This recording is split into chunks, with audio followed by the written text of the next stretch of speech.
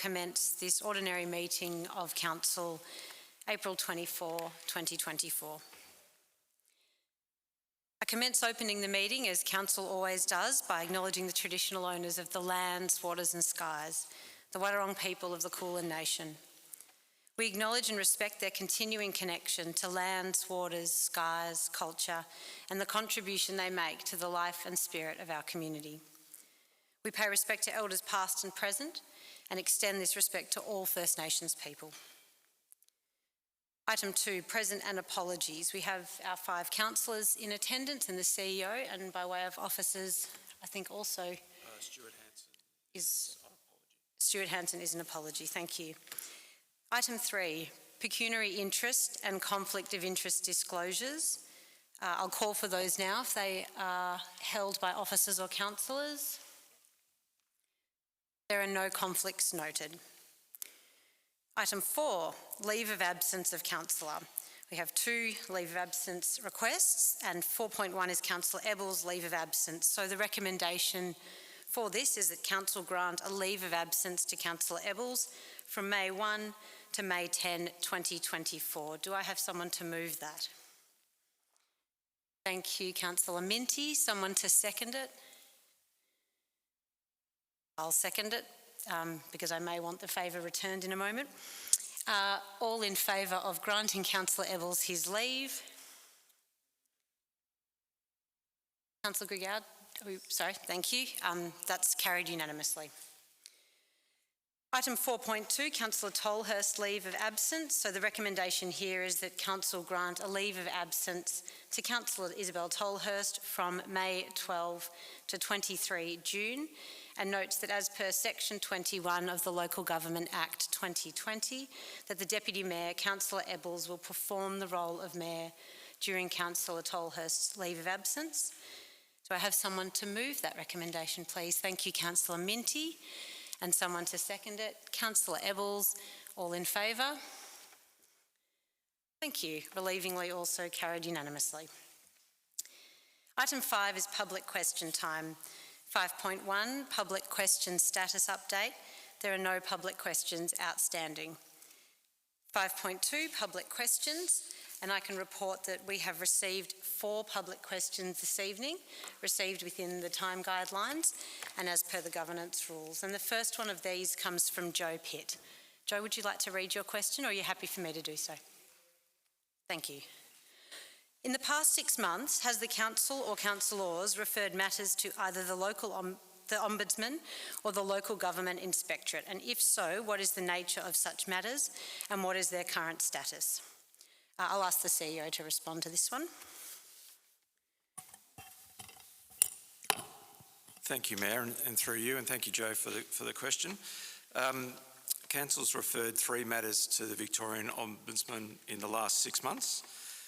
These matters, which are formal complaints, 1 from a local resident and 2 from a community representative group, have been referred to the Ombudsman because they could not be dealt with under Council's complaint handling policy and fell into a category of complaint that the Victorian Ombudsman is responsible for reviewing. Those being complaint handling, compliance with policies, procedures or law, concern about unreasonable actions or decisions. Unfortunately, we're not aware of the status of those of the review by the Ombudsman, and I'm not sure in all cases that we get informed of the outcome once they've been referred. Public question number 2 comes from the QCA. Would you like to read it out, David? I can. Thank you. The Audit and Risk Committee report tonight details under point 6.7 that the CEO briefed the ARC, on the following matters during the reporting period: various formal complaints received by Council. Can the Mayor detail what mechanisms and processes were in place and adhered to so as to ensure 1, the impartiality and independence with regard to presentation of the complaints, the timely resolution of such complaints, ensured that there were no possible conflicts of interest in these briefings to the Audit and Risk Committee, and whether this briefing process complied with CP 035, which is Council's complaints handling policy. So both I will reply as will the CEO, but initially I'll say that any correspondence received and confirmed as a complaint in the 6-month period was processed in accordance with that policy, CP 035, or referred to a more suitable body for investigation. This policy and the processes set out by bodies like the Victorian Ombudsman or Local Government Inspectorate provide respective mechanisms for ensuring impartiality, timeliness and fairness of process to all parties. As I did not provide the briefing to the ARC, I will now ask the CEO to respond to this component of the question. Thank you, Mayor, and through you.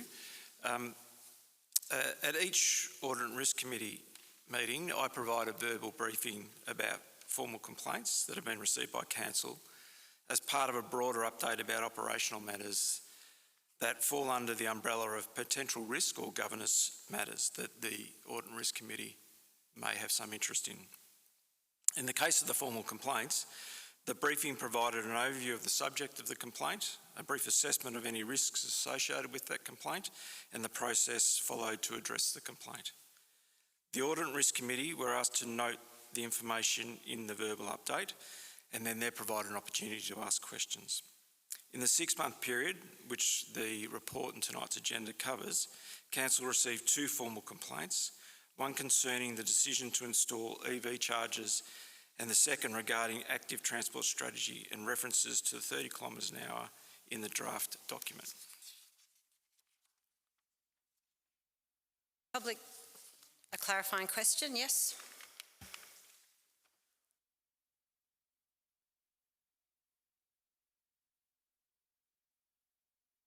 You might need to press it again, David, just so those online. I don't think you're live. You got the red light? Sorry. Thanks, far away. In the 6-month period, there were 2 complaints issued or brought up by the QCA in terms of CO performance. So, in effect, were they detailed and brought to the attention of the Audit and Risk, or were they dealt with in another format? So the report, the mid-year report goes from July 2023 to December 2023. So my understanding is your complaints were received following December 2023. Would that be correct? Well, the date which is on the Audit and Risks that was signed off on the 15th of April, I think I assume that it took it up to June 2024. If you read the report, it says the period covers from July 2023 to December 2023. Only 6 months, Yeah, not right. the 12 months. Yep. Yep. All right. So, in essence, We've had the clarifying question. Process of briefing the ARC involve some degree of independence and impartiality? The briefing process for complaints, well, the process so far for the 2 complaints you've referred to have followed CP 035, that is to engage the Audit and Risk Committee Chair, the Mayor and the Governance Coordinator in determining a course of action. So that process will take place, and the briefing is a job undertaken by the CEO, right, which he's done objectively in referring complaints about himself or processes in which he was involved in, and the same process would follow. Or I'll say at least we have not devised yet an alternate process for briefing the ARC. Yeah, just to clarify, Mayor, through you. So we don't provide any opinion on the complaints. We're just simply presenting the complaints to the Audit and Risk Committee. If they have some interest in it, they'll follow up. Right, okay. Well, Thank you, David. I'm going to move on to your third question. Sorry, question number 3, which is a personal question from you. If you're happy for me to read that out. Sorry, David, are you happy for me to read your personal question out? Yep, thank you. Can Council update any recent actions undertaken to remediate and protect the native Moona woodland at Ripview Car Park that appear heavily vandalised? And this response will come from the CEO. Thank you, Mayor, and through you. And David, Council officers have undertaken and recorded weekly inspections of the Moona woodland area adjacent to the Ripview Car Park since the 19th of February this year. those records, or the records of those inspections, do not identify any additional vandalism during that period. We are, over time, and with the help of both the Wadawurrung traditional owners and DECA, have been trying to address the previous vandalism, and we've now received a Marine and Coastal Act consent to undertake that remediation. The works are now contingent on us achieving appropriate cultural heritage due diligence and any protections that the Wadawurrung may want to put in place as we go through that remediation process. So we've engaged a specialist cultural heritage consultancy to undertake that due diligence, and they'll provide advice on anything that we may need to do during the earth moving and remedial. In the interim period, Council's also provided some educational activities, including a beach and bushwalk facilitated by Bellarine Catchment Network in January 2024, as well as some impromptu educational discussions delivered by local laws officers to cyclists who have been using the Ripview car park.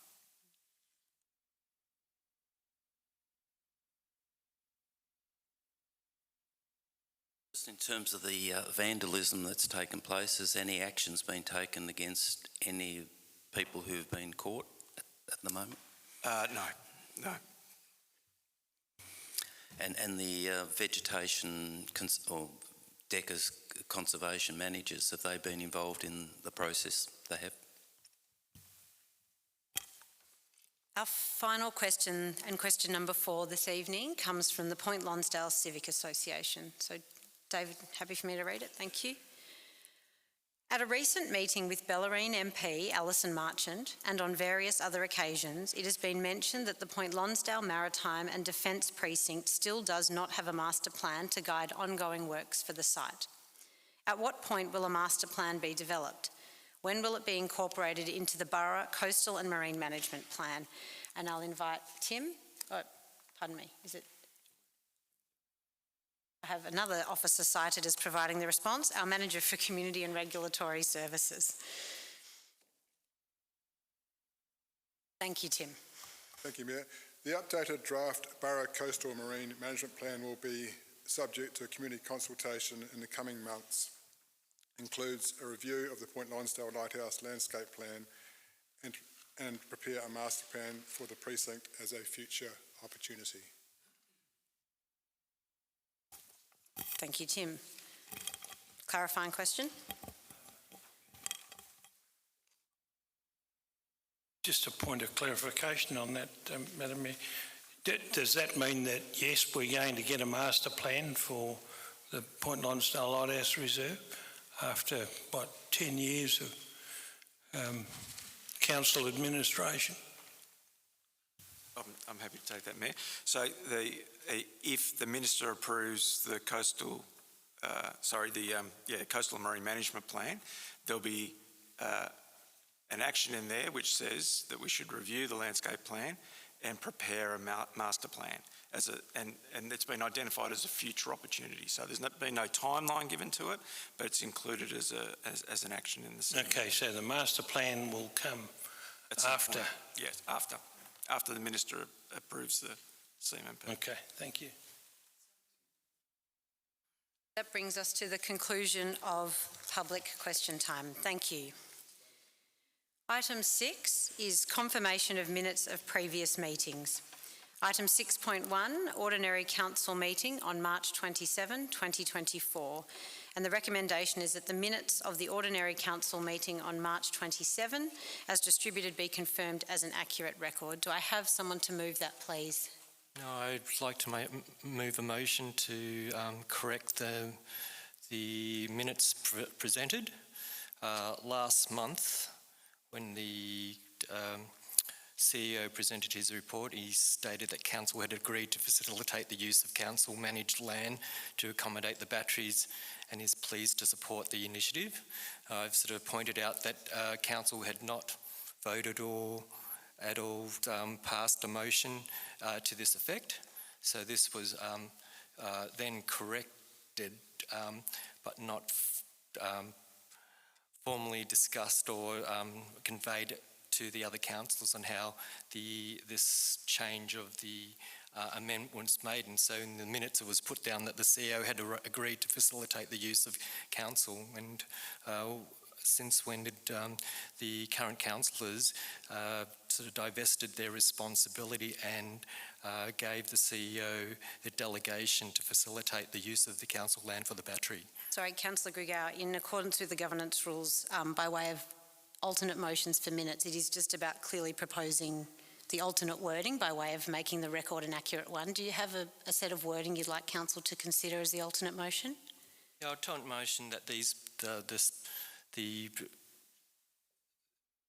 minutes, those reference to the battery be removed, since it's not an accurate reflection of what was conveyed at the meeting last month.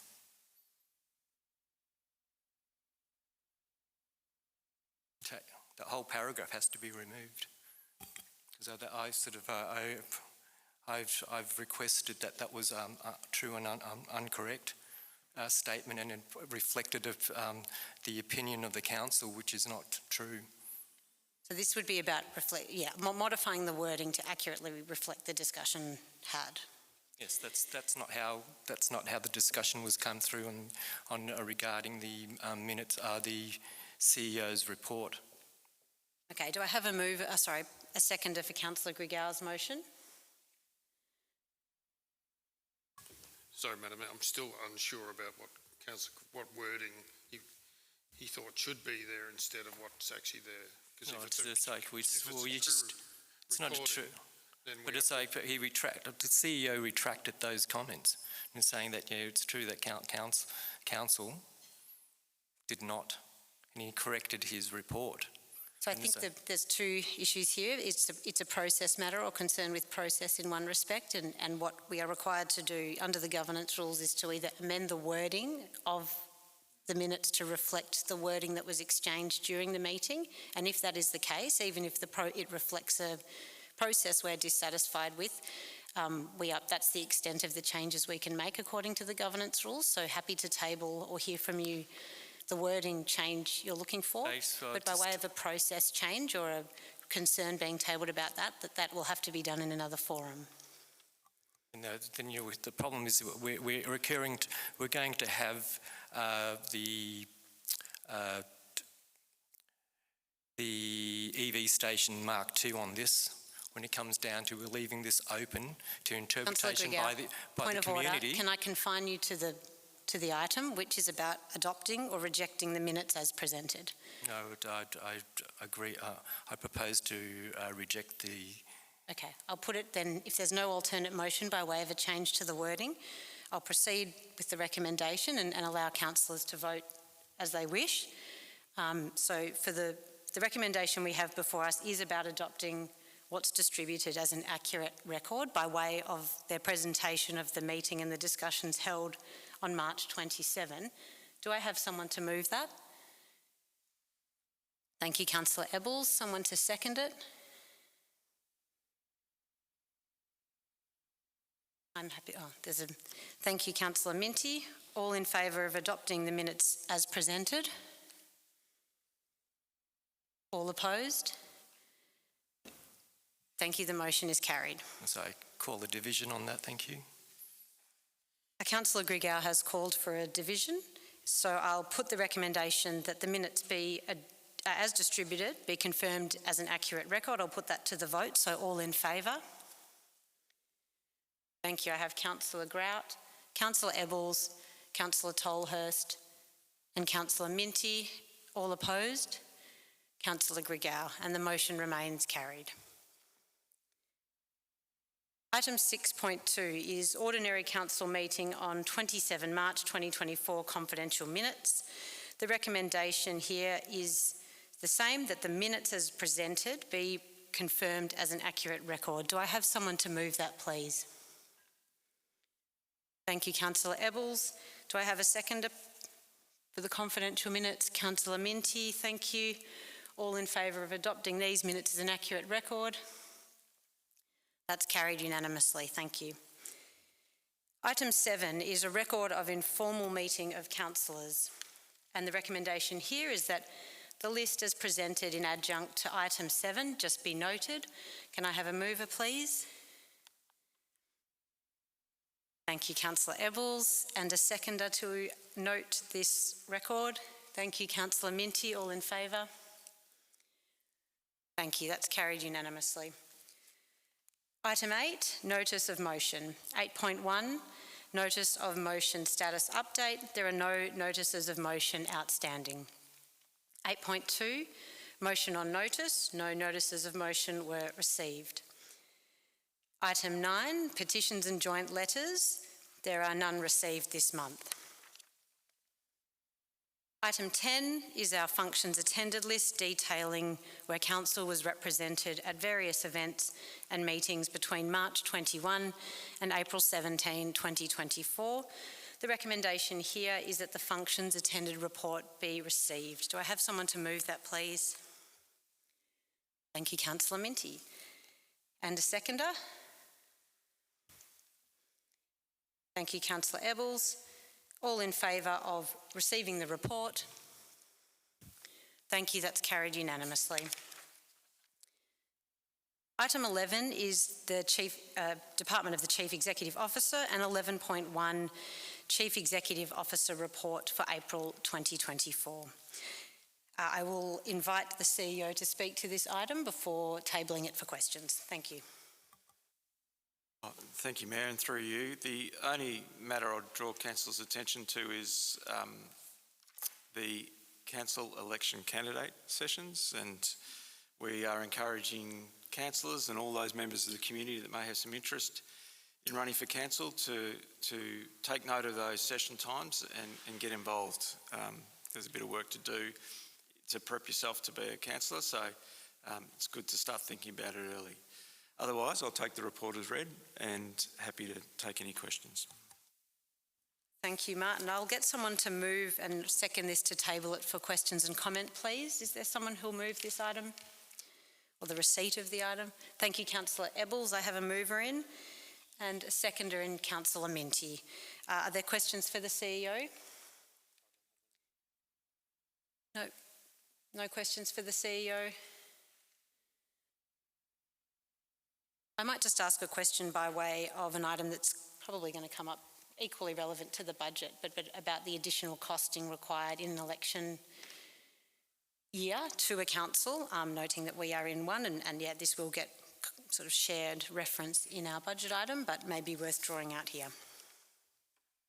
Thank you, Mayor. And Gehan will correct me here, but the VEC sent out a estimate of costs in March, and this year the election will cost the borough 82,000, and then we have a number of responsibilities around the induction of councillors, and we usually budget about 20,000 for that process. So this year, as an anomaly in an election year, there's an additional $100,000 that we will include in the budget for council elections. And perhaps the more relevant question then is that these candidate sessions, they're not part of those costs. These are run free of charge by the VLGA and relevant other bodies. Yes. Thank you. No questions for the CEO before I put this to the vote?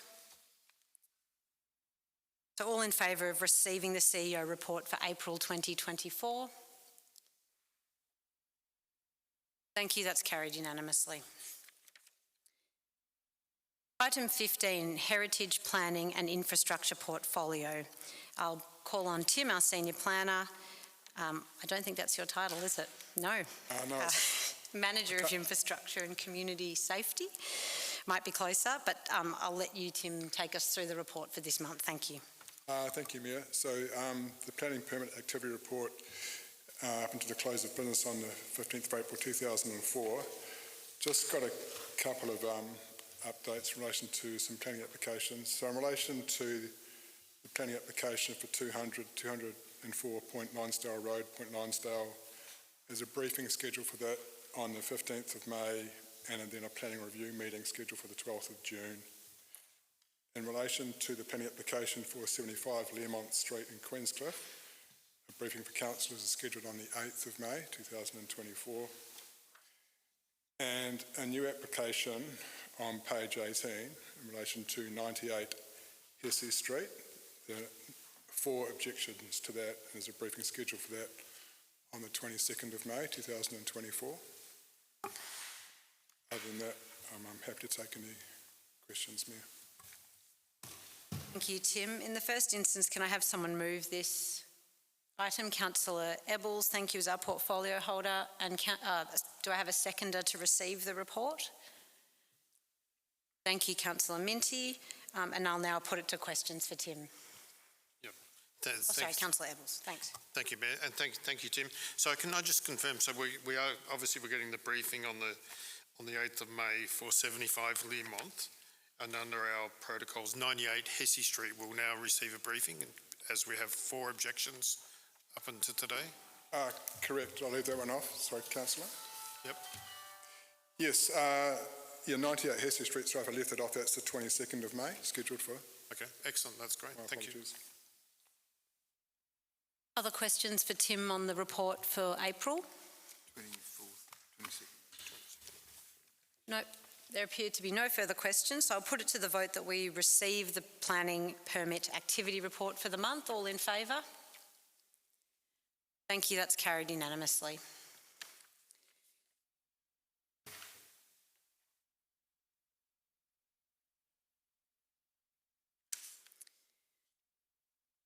Item 15.3. I think I might have lost a 15.2 in the throes of it all. The Point Lonsdale Lighthouse Reserve Project Update number 4, and our Manager for Customer Experience, Abby, will talk us through this report. Thank you, Abby.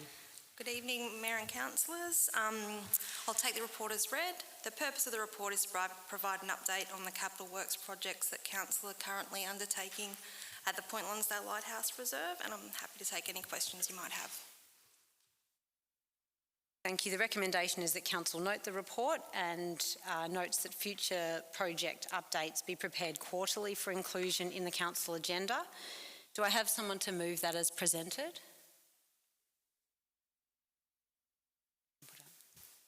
Oh, Councillor Minty? Councillor Minty. No, he's giving it to me. No, thank you, Mayor. I'd like to move the... Oh, this is for an alternate motion? Alternate motion, Pardon me, yes. thank you. Sorry, Mayor. The recommendation as presented, that Council A notes the Point Lonsdale Lighthouse Reserve Project update for April 2024, and leave it at that. We don't proceed with B.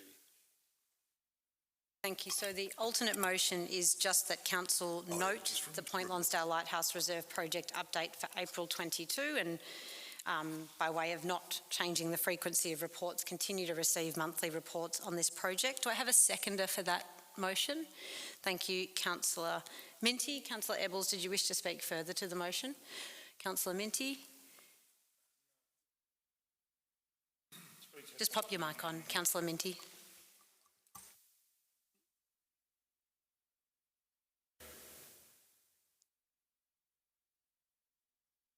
It's important that the public get an update, no matter how slow it has been to come through, and I think it's important that we continue to receive monthly reports, even though we need to know the progress on it. I think the public deserves that, and we understand at this point why it has slowed down, so that's okay, but the reports have been, I think, extremely useful to us up to now.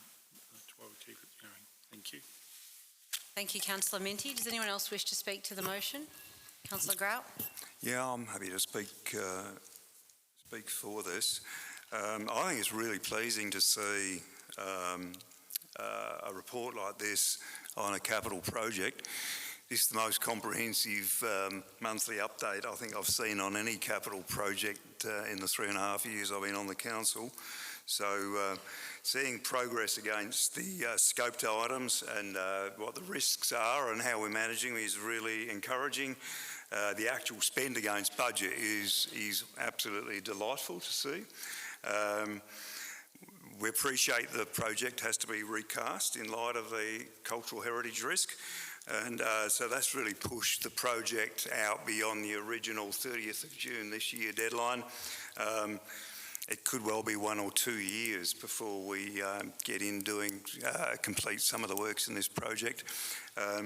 So for the time being, if we have these monthly reports, it would be quite beneficial, I think, and we may change that once we get a project plan up and running, because I know community in Point Lonsdale have specifically asked for information about what's going on with this project, and I think providing this in a monthly basis is a good idea for the moment. Thank you, Councillor Grout. Others to speak for or against the motion? I would just briefly add that I also support the motion and it being a moderate change to just note the report and continue monthly updates. I think also because the changes coming in the next few months to June 30 are likely to significantly impact the budget deliverables deadline, and that is of interest to our community and as one of, or the Council's biggest capital works project, that frequency of update and formality has been a real advantage, and look forward to seeing whatever's presented in these great reports, Abby, reflected on the website as well. So thank you. I'd just like to speak to this motion, just to note that the genesis of this monthly reporting came as a requirement to ensure that Council was going to deliver this project on time by the 30th of June this year, and it's come to the fact that by the second month around February that we won't be going to deliver it. And I think it's just important. We have to keep Council that we're in front of mind that we're going to deliver this project, even though it's going to be not running late and not as per the terms and conditions of the original grant, which is deeply disappointing. Thank you, Councillor Grigor. With all councillors having spoken, except the mover actually, to the motion, I will put it now to the vote. So all in favour that Council simply note the Point Lonsdale Lighthouse Reserve project update for April 2024. All in favour? Thank you. All opposed? Sorry, I might ask the original question again. I didn't see a show of hands, but all in favour of the motion, which is just point A. Thank you. Sorry, if I could have a clear show of hands as we continue to work through the agenda, that would be great. So that was carried unanimously. Thank you. Thank you. Thank you, Abby. Our HR and Governance Coordinator is already assuming the position, which means we must be up to... we are up to review of council policies, our first item in this portfolio. Thank you, Jenny. Thank you, Mayor, and good evening, councillors. This report I will just take as read. We're simply moving through the 3 yearly reviews of a number of policies. So before you are revised policies, however, as I've said in the report, the changes are absolutely minimal. But the 4 in front of you are CP009 Gifts, Benefits and Hospitality, CP014 Public Art, CP016 Reimbursement of Expenses for Councillors and Members of Council Committees, and CP025 Public Interest Disclosures. So any questions? Thank you, Jenny. I'll ask that if I have a mover for the recommendation as presented, and that is that Council adopt the following revised policies as presented, or if they wish to table an alternate motion to get this on the table for discussion. Do I have anyone to move the motion before us? I'll move it, thank you. For the motion? Thank you, Councillor Grigor. And a seconder? Councillor Minty. With the item on the table now, do councillors have questions for our officer? No? I'll reserve my right. Oh, sorry, Councillor Grigor, thank you.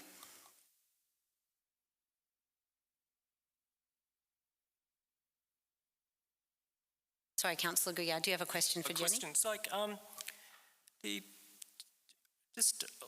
reviewing these policies. Some of the dates, like the gifts and benefits hospitality, was actually due, for review on the 23rd of March of 21. Is there a reason why it was delayed? I presume we're just behind. One of the reasons we're doing, I guess, blocks now is to try and catch up with our review of policies. There has been so much, particularly in 2021, when we're talking about, still very much in the thick of COVID, in having staff shortages, etc. Sometimes reviewing a policy that we know needs hardly any change at all is not perhaps the greatest priority for officer time. But we're catching up now. So during that time, were we lacking a governance officer to be able to do this work?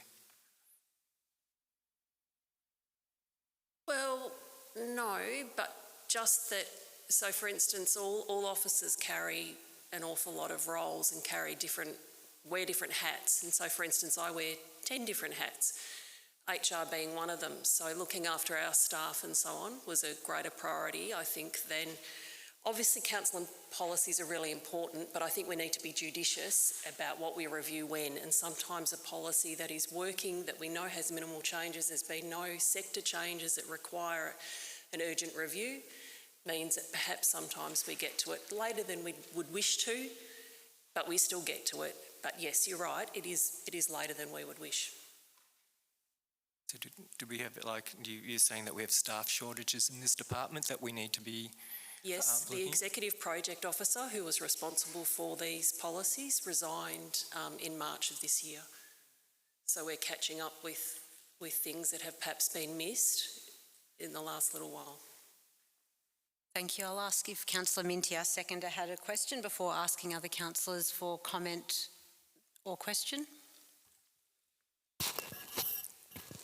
Put it to the broader councillor group. Questions for Jenny or comments in speaking for or against the motion? Councillor Grout. Yeah, just a quick question. I look at the header of this document. Is there another document that identifies the time frame for review for our different policies?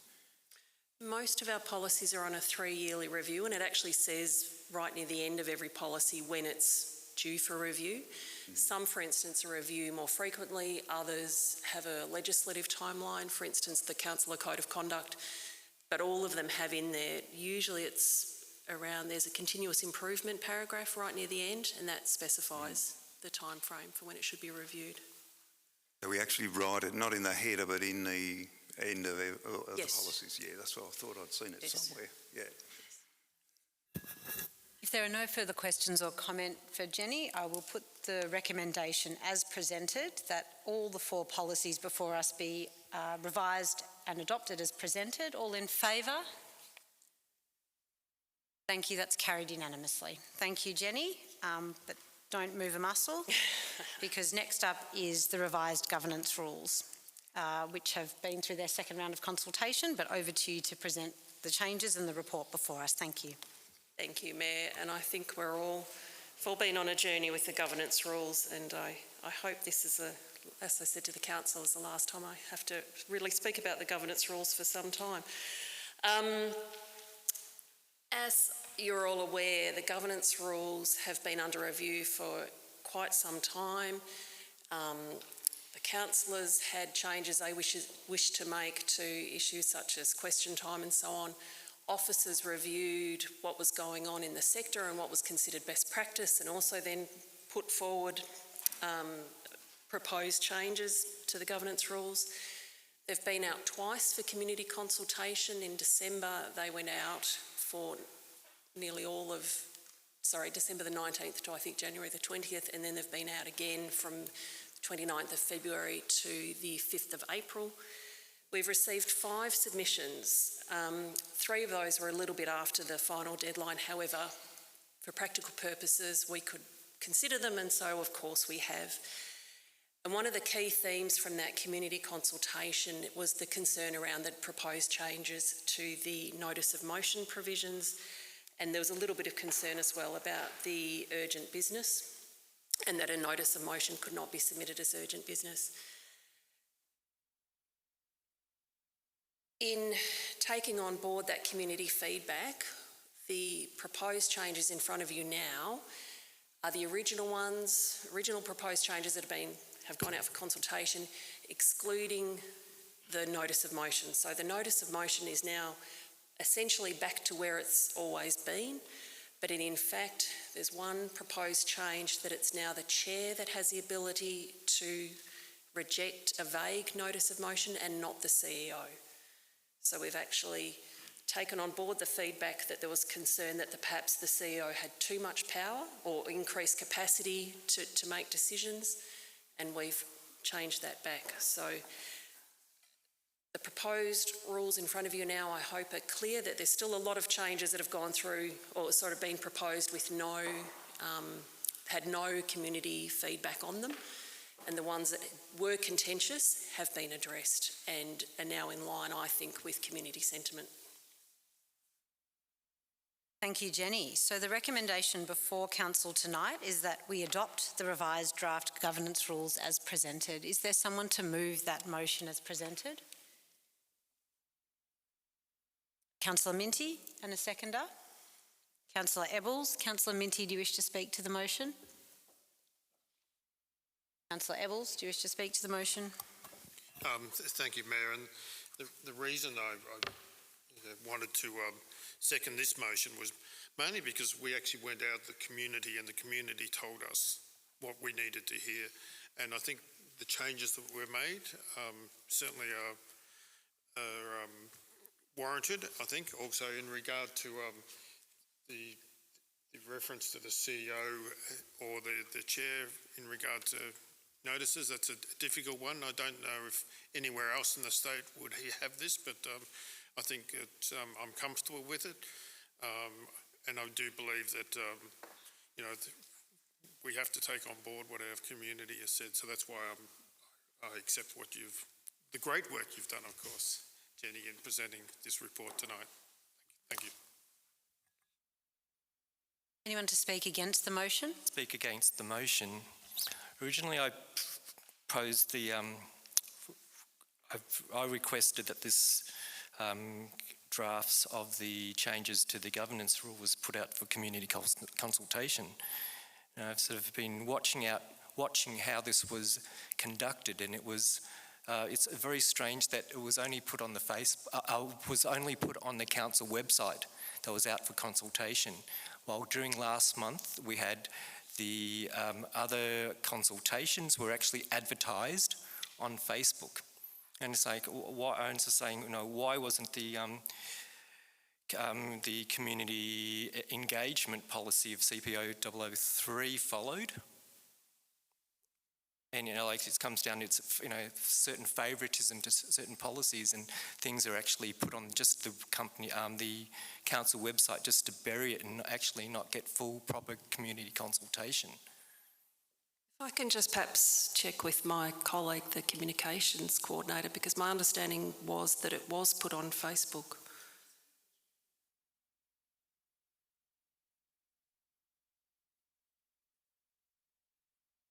Yeah, we'll come back to that one. I can say it wasn't, and because I actually followed it for the entire month. Okay, thanks. I will put it now to any other councillor who wishes to speak for or against the motion. Somebody else want to speak for first? I'm happy to speak for the motion. I thank firstly people who decided to make a submission to this secondary round of consultation. I am not personally supportive of all the changes, but will not stand in their way. I think there's a reason any CEO in any council would be entitled to reject a vague motion, and that is because the chairperson is an elected official and it's a political position, and I perhaps have some queries about a political position being charged with making that determination and how that might impact one's colleagues. And I also would just like to raise a concern with urgent business, or perhaps a disagreement with the proposed changes, in that I think this should remain the discretion of the chairperson, because I think that is more consistent with the Local Government Act, which says that the chair and the mayor together devise the agenda, and it doesn't prescribe a role for councillors in devising or setting the agenda. So it is my read that that changing it diverts us slightly away from what the Act prescribes around agenda setting for council. However, I'm not going to stand in its way. I think a new council should have a right to review the governance rules and should do so, consistent with recommendations made from monitor reports in varying council, including our neighbour City of Greater Geelong. But I won't stand in the way, and I'll give carriage and support to this motion. Thank you.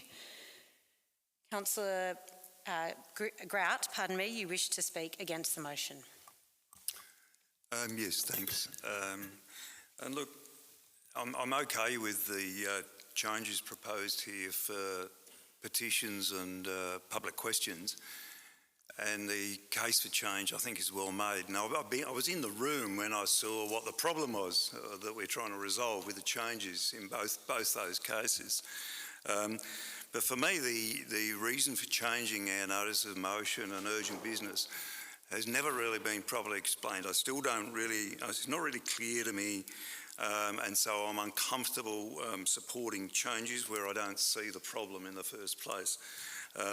And what happened in a council in 2009 is not something that I've seen since I've been on the council. So I'm concerned about supporting changes where I don't see the problem that it's designed to fix. And I've got a feeling we may be creating another problem down the track with the changes that we're proposing. I do thank people in the community who've made submissions though, and I can see that those submissions have been listened to, and I think that's a good thing. So I think that they've been quite helpful, but for me, I prefer not to support this motion. Thank you, Councillor Grout. I'll give a right of reply to our mover, Councillor Minty. Thank you, Mayor. In terms of the replies and responses that we received regarding this particular policy that went out for consultation, all of the, what we could say is all of the groups that you hoped would respond did, and some spent significant time on the responses. It would be folly, in my opinion, to ignore that as we went back over their recommendations and made the modifications to policy, which removed those powers that they were most concerned about, what was being shifted from the chair to the CEO. And I think that was pretty much the reason why I would support it, because it was commented on by those who have a real interest in how this particular council operates. And I think whilst well-intentioned in terms of the extent of what we were proposing originally, because it was an opportunity then to bring things up to mark, we take on board exactly what you asked for, and I think we pretty much changed it back to where it was. And this is I think, the smart move is to not to ignore the opportunity to put it back where it was. So I was supporting the motion. Thank you, Councillor Minty. With the debate done, I will put the recommendation that Council adopts the revised draft governance rules as presented to the vote. So all in favour? All opposed? The motion is carried. Thank you. Thank you, Jenny. Item 16.3, third quarter implementation update for the annual plan 2023 to 2024, and I'll ask our CEO to chat through this report. Thank you. Thank you, Mayor. Through you, I will take the report as read and happy to take any questions you may have. I'll hold fire on pouring that water. The recommendation, which I'll ask for a mover on prior to taking questions and comment, is that Council note the quarterly report update against the annual plan 2023 to 2024 for the period 1 January to 31 March 2024. Do I have someone to move that, please? Thank you. Sorry, I've got a mover in Councillor Grigau and a seconder in Councillor Ebbels. Thank you. Councillor Grigau, did you wish to ask a question or speak to the motion? No, I'm quite happy just to accept the... Thank you. Then I'll put it to Councillor Ebbels. Thank you, Mayor. Just one question to the CEO and on to page 45, just in regard to Gaines Reserve Maintenance Program. I went there this morning to have a look and certainly it looks as though it's been cleaned up, but have they actually finished? Is the project finished now, or is there still a little bit more work to be done? Through you, Mayor. There's a few, we've sort of done the rough work, having the excavator in, ripping out the weed.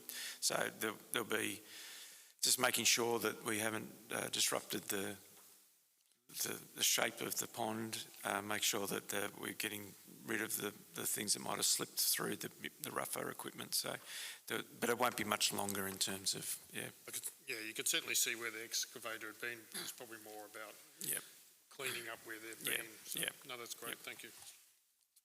Other questions for the CEO? Thank you, Councillor Grau. Yeah, a couple of questions, and the first is about the caravan parks. So the operating models it refers to, what are these? I'm not quite clear what that project is. I understand it from the annual plan, but I'm not sure what you mean by trialling operating model. If you can explain that a bit, that would help. It's on page 47. Page 47. Thank you, Councillor Grau, and through you, Mayor. So the trial so Council made a decision in March 23, or is it 22? That we would do our best to, I think it was 22, wasn't it, Abby? Do our best to make sure that the way we operated the caravan parks aligned with the Victorian government policy. So last summer we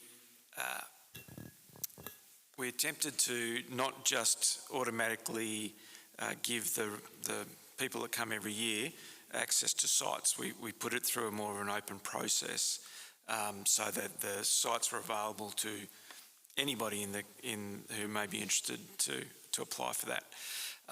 So that went as well as you might expect, with the people that have been there regularly believing that they needed to get exactly the same site because it's their site. They've been there for 30 or 40 years. So we were just trying to really, as part of a gentle step, trying to break that assumption around ownership of those sites. So that was the trial. We met with, in particular, Royal Park, representatives of Royal Park, and we spoke about that, and we worked with them about how we might achieve more than just one outcome, and we're putting that in place for this particular season. So we'll be able to meet some of the policy objectives, but also generally satisfy those people that feel that the sense of ownership. So what we've got at the moment is we know Council wants to get better outcomes from the park financially. We know that there is policy in the state that says that we need to discourage some of the behaviours and some of the attitudes towards the caravan parks, and we're just trying different things to see if we can achieve those without major upheaval of the way that we run the park at the moment. So I'm not sure if I've answered all of your questions, but that's where we are. Okay, so I think it does help. I wasn't sure if you were talking about, which we did at the start of my council term, we talked about looking at possibly leasing out the parks or getting in a third party to run the parks for us or set up a business unit within the council. So they're the operating models I thought you might have been referring to. But we're talking about the mix of, if I've understood you correctly, the mix of annuals, seasonal, casual and anything in between, and making adjustments in that area and understanding how that impacts on our revenues. Yeah, okay. Yep.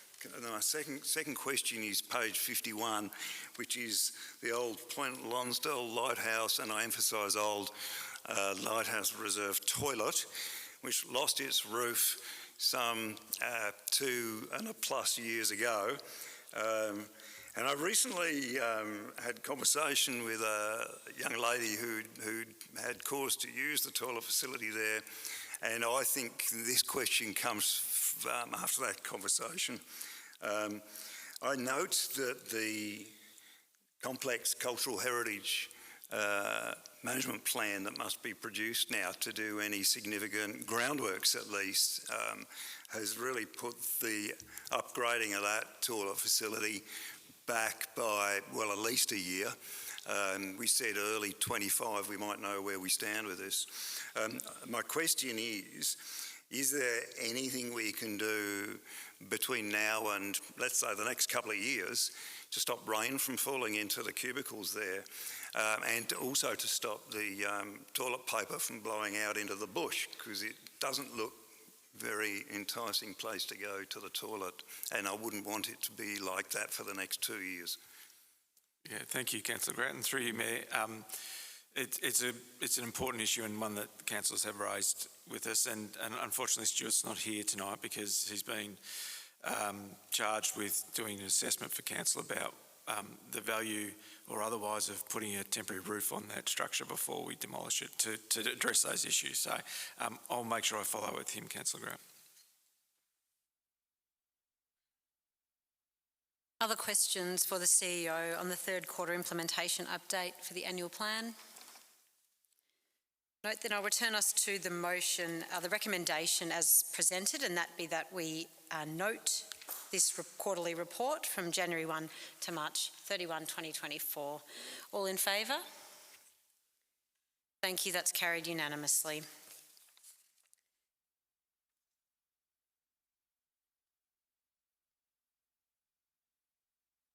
Item 16.4, 2023 to 2024 Quarterly Financial Report at 31 March 2024. We welcome Manager for Finance and ICT Services, Gihan Kohabange, to the lectern.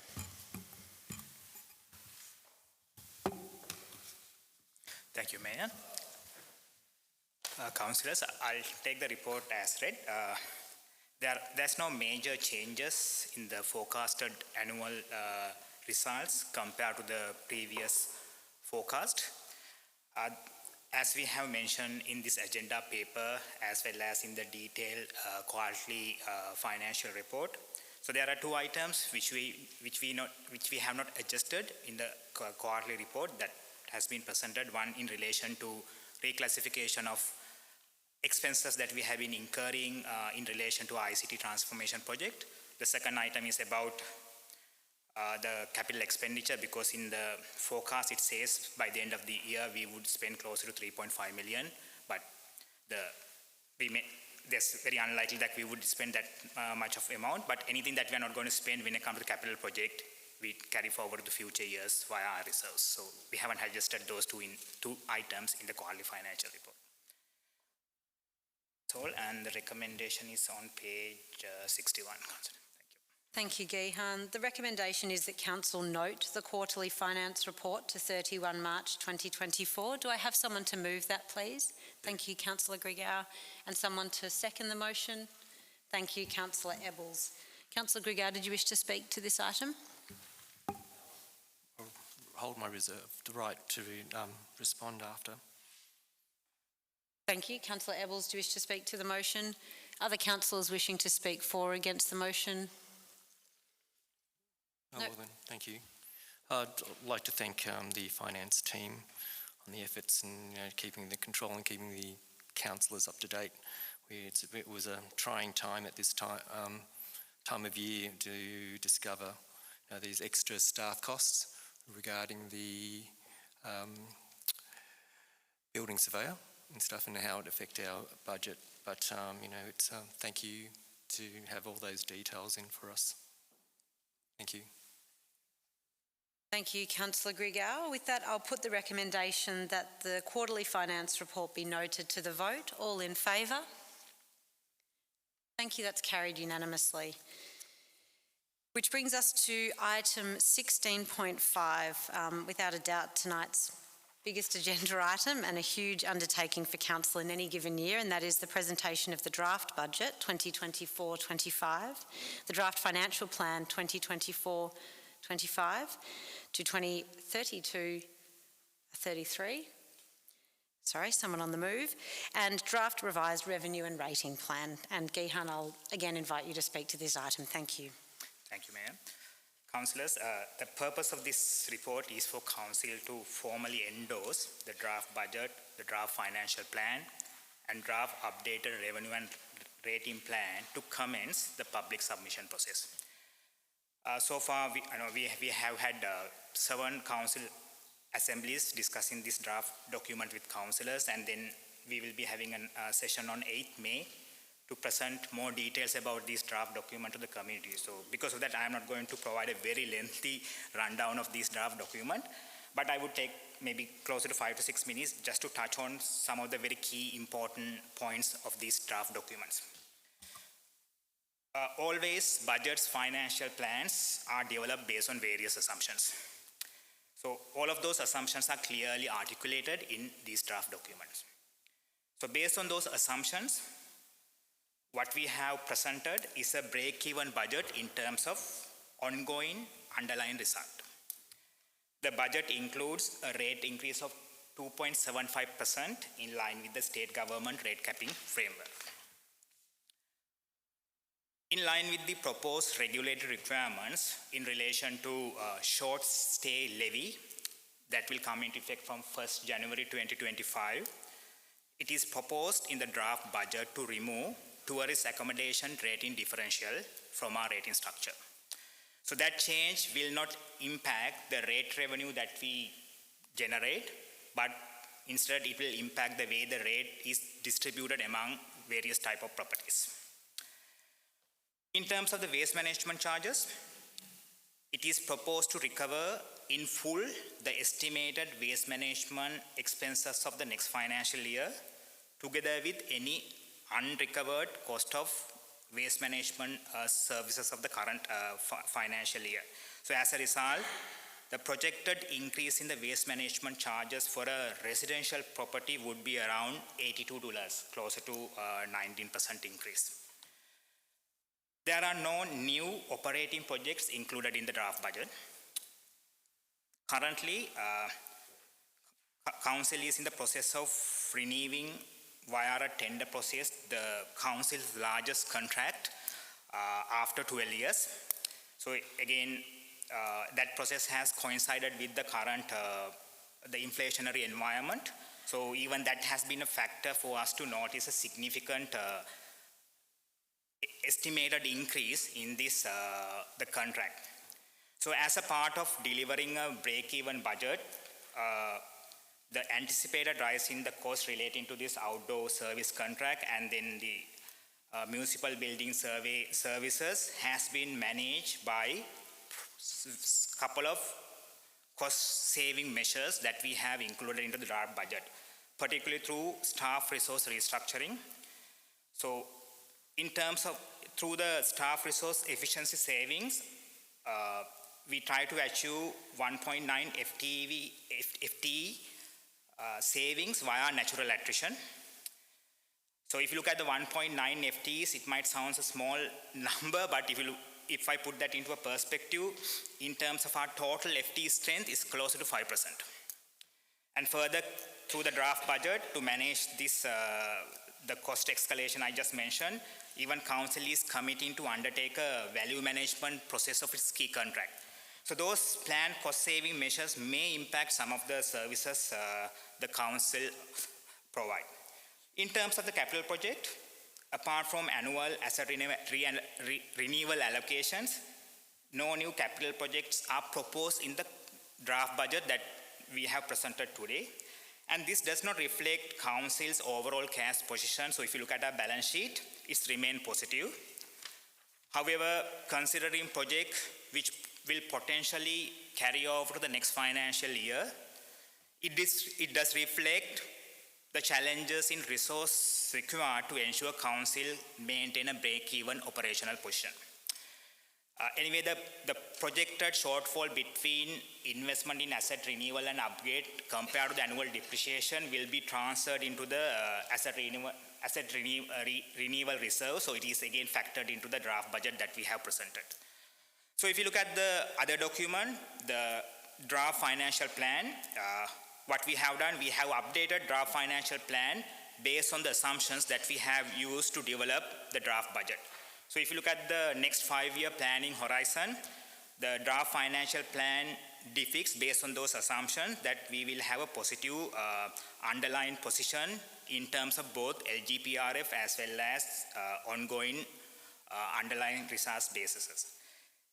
Neither in draft budget or in the financial plan, we have factored any borrowings or sale of any council properties. Nothing has been factored into any of those draft documents in terms of the borrowing or the sale of council assets. In terms of the revised revenue and rating plan, it has been updated mainly to reflect changes that we had to make to the rating structure to take out the tourist accommodation differential rating. It is a requirement of the Local Government Act for councils to review this plan every 4 years. So after the council election, in the next financial year, we will go through a very detailed review of our revenue and rating plan. So that's all from my side. So the recommendation is on page 67, Councillor. Thank you very much, Gihan. The recommendation is a 7-point recommendation. I will not read every item, but perhaps ask that the person who wishes to move this or an alternate motion does so for the benefit of those in the gallery and watching from home. But do I have someone to move the motion before us? I'll move this with a couple of slight changes to points 1, 2 and 3. Council requests the CEO to put the draft budget 2024-25, including the proposed schedule of the fees and charges as presented for the purpose of formal public notice. 2, the Council requests the CEO put the draft financial plan 2024-25 to 2033-34 as presented for the purpose of formal public notice. 3, Council requests the CEO to put the draft revised revenue and rating plan as presented for the purpose for formal public notice. 4, authorises the Chief Executive to give public notice to the draft budget 2024-25, draft financial plan and draft revised revenue and rating plan by way of newspaper advertisements and make copies available for inspection.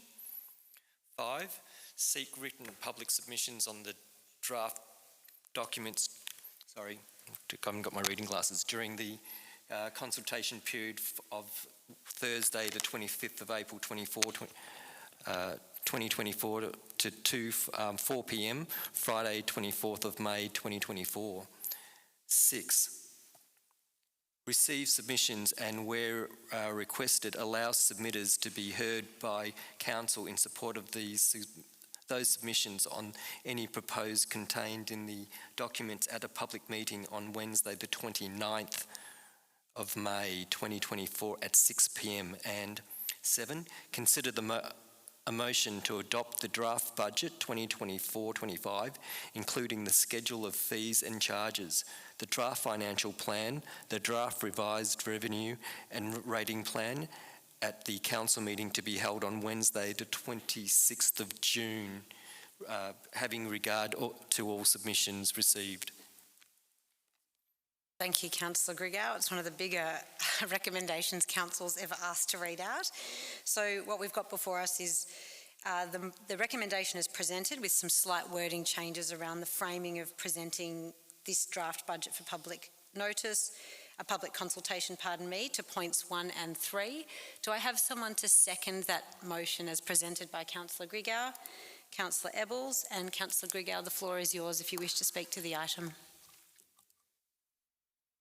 So, to speak, a few questions first.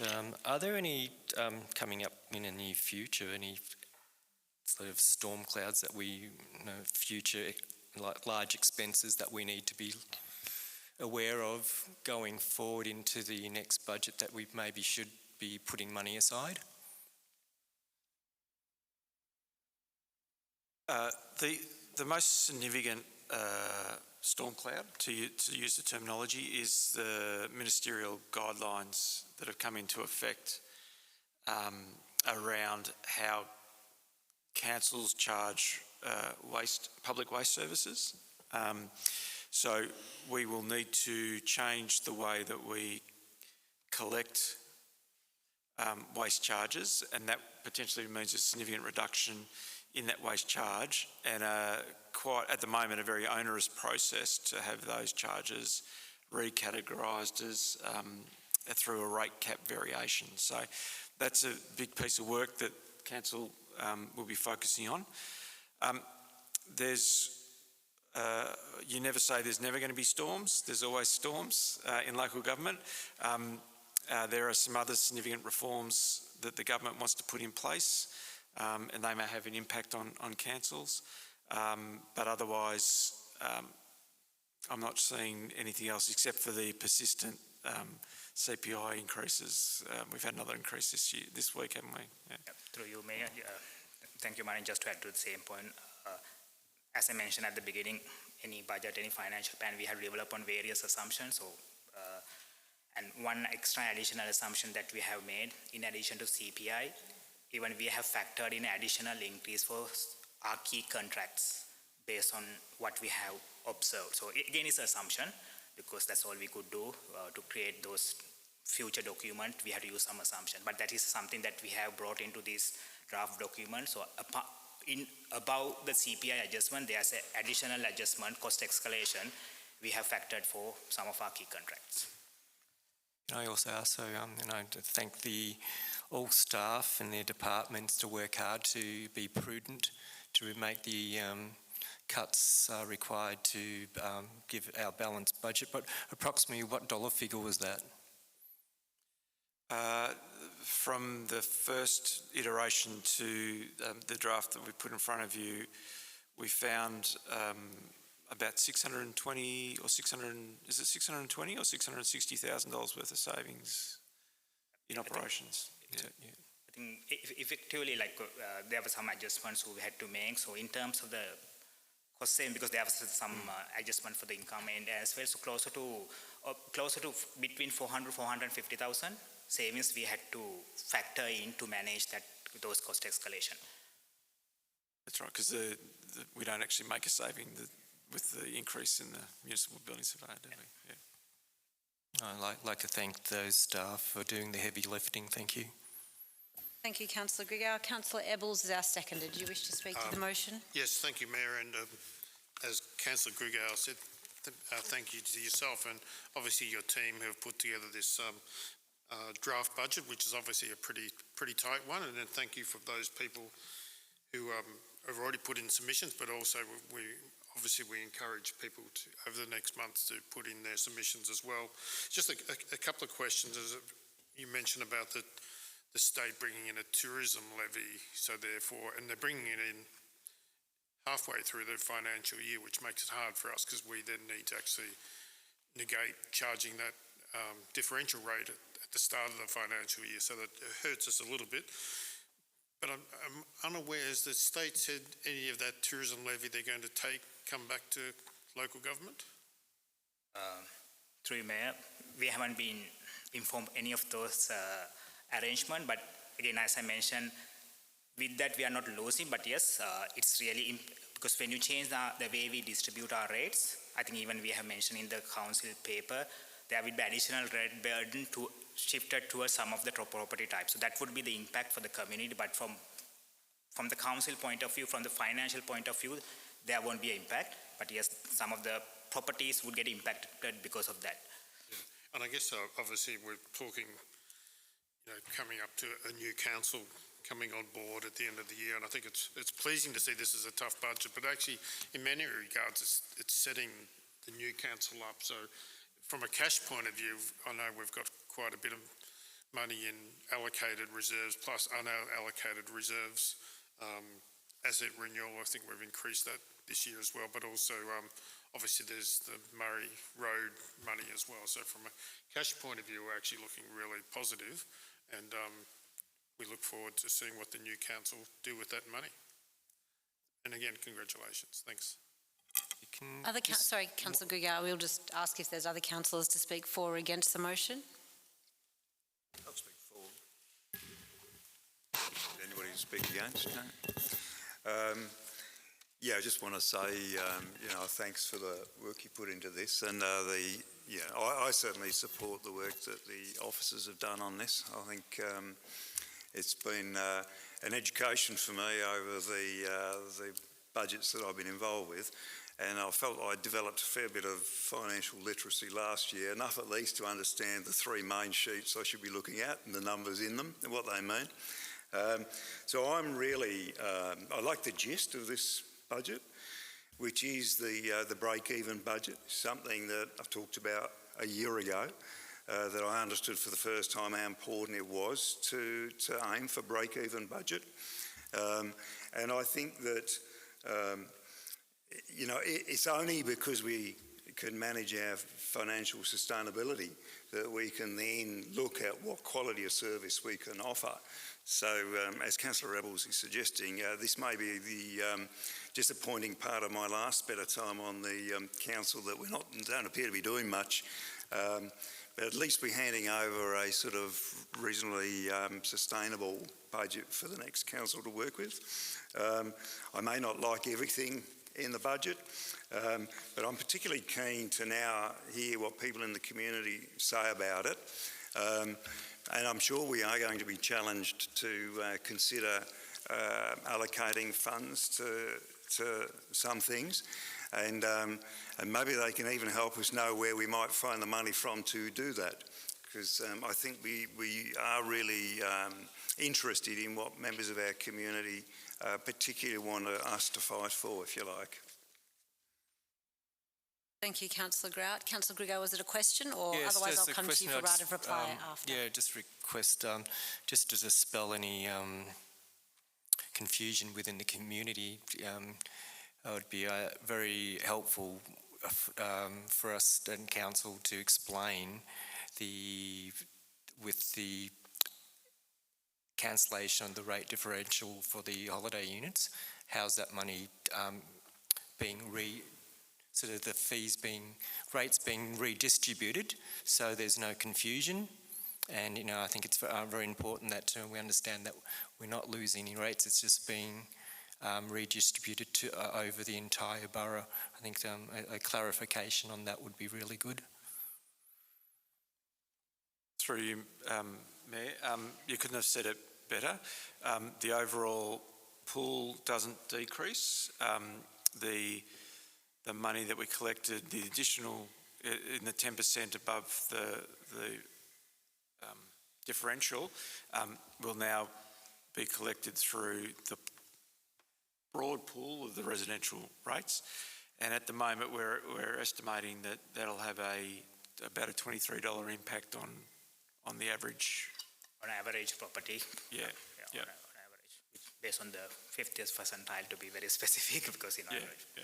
And sorry, through you, Mayor, on the session that we are going to have on 8th, we will again provide that details, information to the community to explain how that would impact some of those properties. And again, everything based on the valuation of the property, because that's what we use as a tool to distribute the rates. So it's depend on how the value of a particular property has moved compared to the previous valuation. So there are things we may not be able to clearly articulate, because it depends on the value of the individual property, because that's what we use as a tool to distribute that rates. Yeah, because I think there might be a concern that owners will see that their property values are dropping, and then it will be an expectation that their rates will be dropped as in line with that.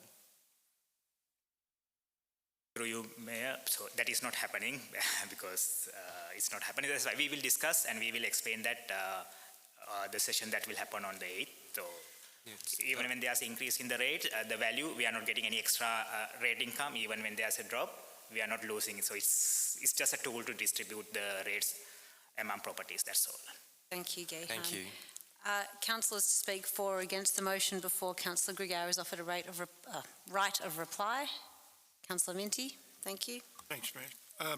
Just to Gehan, just a well done to you and your staff who took the many meetings and demands from Councillor in good humour. Maybe you missed a few nights' sleep, but it was, I think, well worth it. The debt-free balance sheet plus the ability to achieve that within the proposed budget, preparation under the local government better practice guide, I think has been really good. And there was quite a diversity of requests made of you from councillors over that period. And as I say, you took it in good humour and made the thing work so far. So well done. Thank you very much. Thank you, Councillor Minty. I also wish to speak briefly to the motion and at the risk of duplicating what's been mentioned by my colleagues, just an acknowledgement that it was a year of particularly ferocious external challenges to a budget, including, as you've mentioned, several levies from the state level, additional cost shifting, increased local government responsibilities, reduced rate caps, and of course the broader context of cost of living challenges in an environment where we want to continue delivering services of standard as our community expects. As you note, there are no new capital or proposed operating projects, including those that may have been pitched through community through the original or earlier submissions process.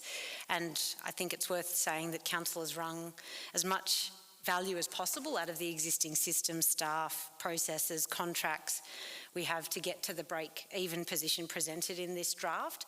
But that means the door is not closed to including new projects or operating or capital in this process. So councillors will be reconsidering those in addition to the feedback we received during this consultation process. And from a personal perspective, I feel strongly that while financial sustainability is absolutely an ongoing goal, it must be of any council, but particularly a small one, I don't think that council should be in the business of amassing enormous reserves by not funding community projects that have real merit and value. So just to know that the door is still open to community and that we consider all submissions really seriously, even if they haven't been presented in the draft tonight. Thanks to yourself and your team, to all the staff for the work undertaken until this point. A lot of the cuts and the savings have come from the staffing department. That is not easy from a morale perspective or an operational perspective to often roll out and live with, but you have done it at our request and in pursuit of a break-even budget, which council felt strongly about, and for the spirit of collaboration shown throughout this process, which began more than 5 or 6 months ago. So I do happily endorse the draft budget for the purposes of community consultation and really look forward to receiving that community feedback. Councillor Grigau, a right of reply is yours. Thank you. Then again, I think it's important to the community to take interest into the draft budget, and at any stage, I think, please, approach staff within reason or councillors to explain if you're unsure and get prepare for the public meeting. And I think it's important that, especially in this year and coming in next, there's some hard decisions within the council that money's tight for everyone. It's not, personal budgets, council budgets, state government budgets, federal government budgets. Just, we're going through some hard times, so we actually have to not only look at our expenditure, but other ways of how to bring in more income. I think our only ways through the caravan parks, and I hope we can look at investing in more streamlined ways to help boost the caravan park income. Thank you. Thank you, councillors. With the debate done, I'll now put the alternate motion as presented by Councillor Grigau to the vote. All in favour? Thank you. That is carried unanimously. Thank you, Gihan.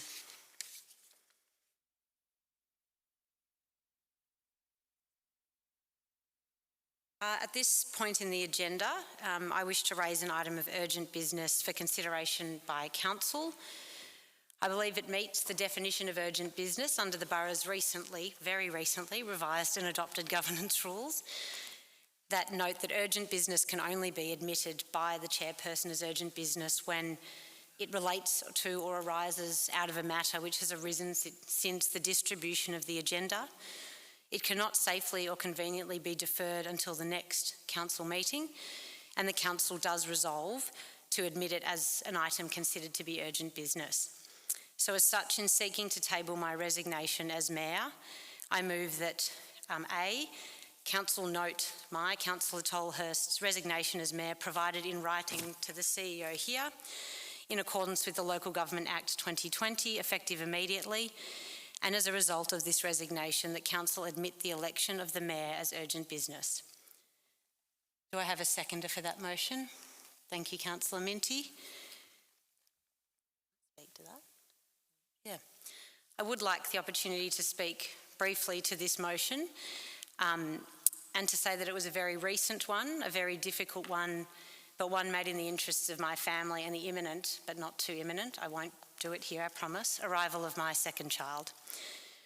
Resigning from the mayoral position, but remaining as a councillor, is an acknowledgement that this is a very demanding role, and to fulfil it fully, and to do it as I believe the community expects it should be done, I would wish to continue working as I have been, and that's being visible, active, responsive, available and advocating for my community and the borough. If not able to do it this way, then I feel obliged to step down, but it was the level of demand and intensive community involvement that was the source of great joy for me and immense reward. Being elected as Mayor for 2 terms and serving in the role until now has been one of the great privileges of my life. Specifically, I wish to thank the community. Diverse as our perspectives, wants and opinions can be, it is your commitment to each other, the drive for better, the passion for people and place that makes the job very special and rewarding. To my councillor colleagues, thank you for your dedication, and while we'll still be working together, I just want to acknowledge that I have enjoyed working with you in the capacity of Mayor. To the staff of the borough, it's been a delight to get to know you better in this role, and I thank you for your ongoing service to the community. The role has provided an opportunity to work and collaborate with extraordinary people and agencies and allowed me to contribute in influential forums on behalf of our council and community, and that's been a great honour. The Borough of Queenscliff is a place I have had a long history with. I've had the joy of spending my youth here, and now I get to raise my own family here. I believe deeply in the role of local government and the role it can play in community support and social change, and do look forward to serving the community for the remainder of the term as a councillor.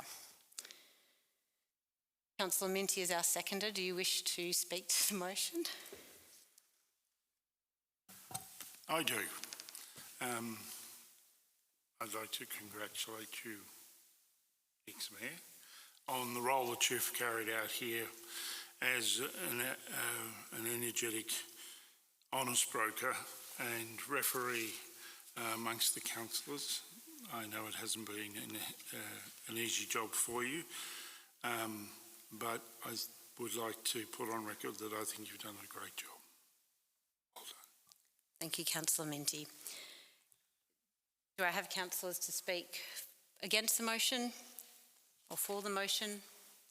Thank you, Councillor Rebels. Thank you, Mayor Tolhurst. Still Mayor. Yes, but certainly, personally, and obviously our councillors, thank you on what's obviously been a very difficult decision, but a considered decision, and thank you for as Councillor Minty said, the huge contribution you made, particularly in the past 18 months as Mayor. We certainly will miss you as Mayor, and we certainly wish you and your family all the best with your soon-to-be extended family, and we look forward to seeing you back here soon. Thank you. Other councillors to speak for or against the motion? I'm happy to speak for the motion, but I see when you take on the role of Mayor, it's for 1 year, and it's like you have to really consider taking on the position and what it takes, but you can't start, if you, but family comes first, and if that's the case, then it just shows your dedication to the job.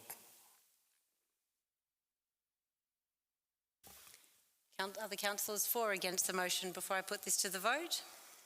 The admission of the urgent business, just to reiterate. No. So we've got a 2-point motion in this urgent business motion. I will put it to the vote. All in favour? Thank you. That's carried unanimously. Thank you, Councillor Tolhurst.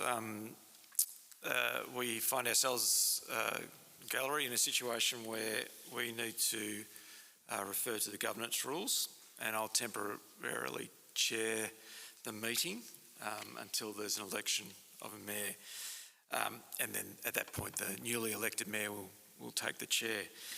So I know some of you have been through this process, but for the purposes of information and for the record, in accordance with section 25, part 1 of the Local Government Act 2022, at a meeting of council that is open to the public, the councillors must elect a councillor to be the mayor of the council. In accordance with section 25.3 part A of the Act and clause 7 of the Borough of Queenscliff Governance Rules, the Chief Executive Officer will preside for the purposes of the election of the mayor. When a councillor is elected to fill a vacancy in the office of mayor caused other than by the expiration of the mayoral term, then the councillor elected serves as mayor for the remaining period of the mayoral term. This is in section 26.8 of the Act. And in this case, that term will extend to the council election later this year. Section 18 sets out the role of the mayor, and I won't go through all of that because it's long, and there's certainly things that the mayor takes on beyond what the Act requires, but it is to chair the meetings, to be the principal spokesperson for council, and to lead engagement with the municipal community are some of the key roles. Just for noting, the mayor is not eligible to be elected to the office of deputy mayor, and the mayor has the following specific powers under section 19 of the Act. So the mayor can appoint a councillor to be chair of a delegated committee, to direct a councillor subject to any procedures or limitations specified in the governance rule, to leave a council meeting if the behaviour of the council is preventing the council from conducting its business, to require the Chief Executive Officer to report to the council on the implementation of a council decision. So then, in accordance with clauses 7 and 8 of the Borough of Queenscliff Governance Rule, I will now call for nominations for the office of mayor. And before I do that, I will note that section 25.4 of the Act states that the mayor must be elected by an absolute majority of the councils. If an absolute majority cannot be obtained at the meeting, the council may resolve to conduct a new election at a later specified time. And I think all councillors are aware an absolute majority for our council is 3. If only one councillor is a candidate for mayor, the meeting must declare that the councillor be duly elected as mayor. And with that background, I ask councillors if there's a nomination for the office of mayor. Councillor Minty. I nominate Councillor Ross Evans to become Mayor of the Borough of Queenscliff. Councillors, do we have a seconder for that nomination? Councillor Tolhurst. Do we have any other nominations? I'll nominate Councillor Michael Grout. Do we have someone to second that nomination?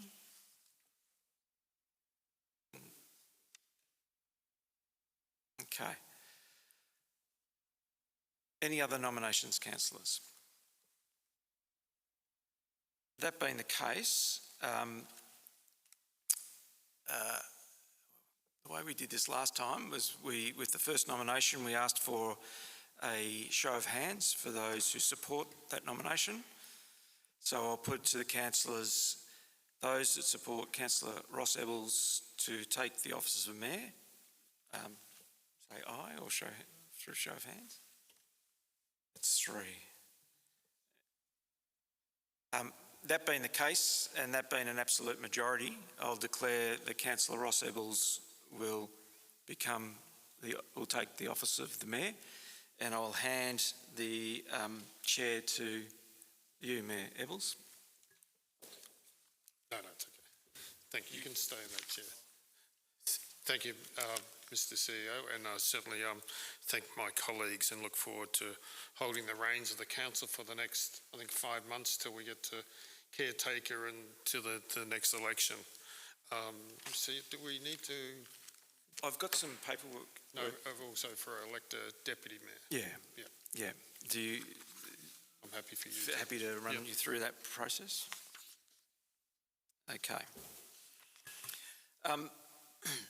So, with Councillor Ebbels being elected as Mayor, the Deputy Mayor becomes vacant. And so, same situation, the Deputy Mayor, if we choose to have a Deputy Mayor, can only be elected for the period up until October 2024. But we do have an option in this case as a council that we may continue, in this case, an office of Deputy Mayor. The Deputy Mayor must perform the role of the Mayor and may exercise any of the powers of the Mayor if the Mayor is unavailable for any reason to attend a council meeting or part of a council meeting, or the Mayor is incapable of performing the duties of the office of the Mayor for any reason, including illness, or the office of the Mayor is vacant. So, the first step in this process is for Council to determine whether it wishes to establish a role of Deputy Mayor for the remainder of the mayoral period. And through you, Mayor, I think you should take that vote. Thank you. So we take a vote, Mr. CEO, on that we do wish to establish the role of Deputy Mayor. All those in favour? Carried unanimously. Thank you. And through you, Mayor, now you're in a position to call for nominations of the position. So I'll call for nominations for the position of Deputy Mayor, and I would like to nominate Councillor Minty for that position. Do I have a seconder for that? Seconder, Councillor Tolhurst. Do we have any other nominations for the position of Deputy Mayor? I'll nominate Councillor Michael Grout. So Councillor Grout's been nominated. Do we have a seconder for that? I'll just think about that for a moment and have my moment in the sun, I think. All right, I will. Sure. So seconded by Councillor Grout. As per with the mayoral vote, we'll take a vote on who was first nominated. So those in favour of Councillor Minty, raise your hands. 3. So I duly declare that's a unanimous vote, and declare Councillor Minty the Deputy Mayor. Congratulations, Councillor Minty. Through you, Mayor, the governance rules do allow if you choose to make a short speech. I don't think I need to. Thank you. Thank you. But we will keep moving on. We'll move to item 17, signing and sealing of documents. There are no reports to consider. Item 18, questions without notice. 18.1, questions without notice, status update. There are no questions without notice are outstanding. 18.2, questions without notice. Councillors, do we have any questions without notice? Yes, I do, thank you. Mr. Grigard, Councillor Grigard. Regarding our governance rules, it states that the agenda is actually given out to the public 48 hours before the council meeting. And we're saying, is that correct? On the point 5 of the agenda? Yes, but sorry, I'm a bit confused. Yes, the 48 hours. Yes, 48 hours. So on all agendas, and then when the public actually sort of reads the agenda and has concerns and then puts questions, public questions to the council, I've observed that over the term of this council that we always deflect the questions in saying that council cannot comment these questions because they're being voted on. So what is the point of giving the agenda out to the public for public comment? So if through you, Mayor, if I'm understanding that correctly, and I might just repeat what I think I understand, is that there are questions, public questions that we receive where the response is that we cannot make comment because the item is up for decision in that agenda. So I understand the point you're trying to make, but I also think it's, as you can imagine, the councillors cannot and should not forecast a decision prior to a motion being moved and put on the table, and where through the Act they can debate that motion and make a decision on that motion. So if the question is asking the council or councillors which way they're going to vote, or something about that may be a part of a decision the council makes, it's first of all, it's preemptive, and second of all, it goes against the other governance rules and the purposes of the Act, which are that the motion should not be debated until it's put on the table. But I understand the quandary, because how does it lead to good governance and openness and transparency in local government? I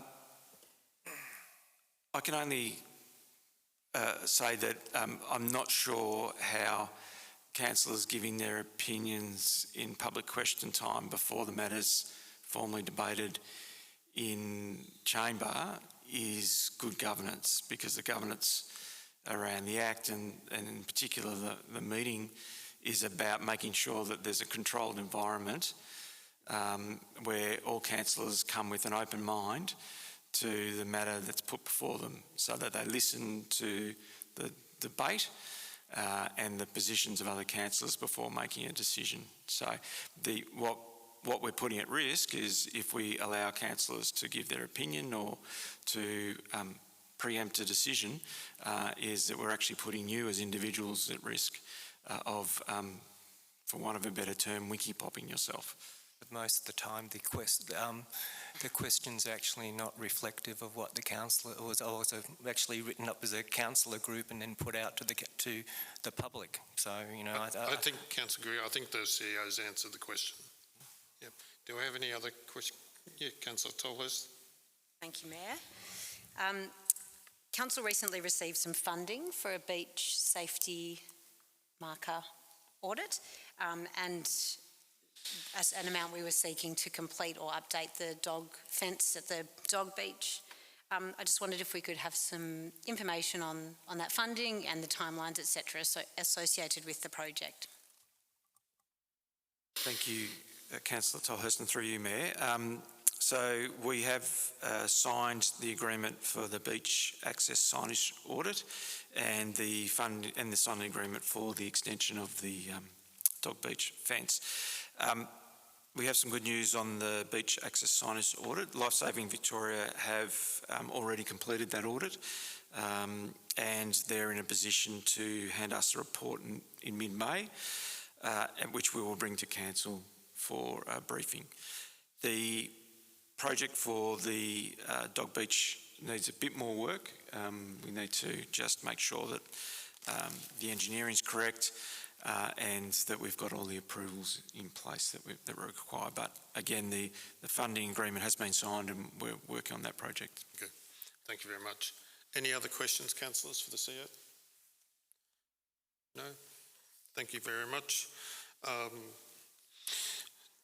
Item 19, list of council meetings. As Geyahan and the officers mentioned, we have budget presentation on Wednesday the 8th of May. Planning review also, which we won't require for the 8th of May. Next ordinary council meeting is on the 22nd of May. And reminder that we do have our council listening post on the 26th of May at the Queenscliff Market. Item 20, At 8:44, I'll declare the meeting closed. Thank you, and thank you all those people in the gallery. Thank you.